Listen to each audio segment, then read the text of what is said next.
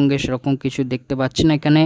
12 তারিখ নাগাদ তবে একটা হালকা বৃষ্টিপাত আমরা এখানে দেখতে পাচ্ছি। এখানে বাংলাদেশের কাছে একটা হালকা বৃষ্টিপাত এবং সংলগ্ন কিছুটা দক্ষিণ 24 পরগনার কাছাকাছি এবং এখানে একটু সিলেটের কাছাকাছি বাংলাদেশের এইদিকে একটু বৃষ্টিপাত, হয়তো একটা ছোট কোনো ঘূর্ণাবর্ত থাকতে পারে, তার থেকে হয়তো বৃষ্টিপাত হলেও হতে পারে। একটা হালকা একটা চান্সেস কিন্তু দেখা যাচ্ছে ECMW মডেলের রেন থান্ডার মোডে এবং দক্ষিণ 24 পরগনার দিকে একটা হালকা যে বৃষ্টি হালকা একেবারে দেখা যাচ্ছে। তবে বাংলাদেশের দিকেও এখানে হালকা একটা বৃষ্টি দেখা যাচ্ছে, হয়তো একটা কোনো সাধারণ ঘূর্ণাবর্তের কারণে যে বৃষ্টিপাত, হালকা বৃষ্টিপাত একেবারে হতেও পারে, একটা চান্স কিন্তু দেখা যাচ্ছে।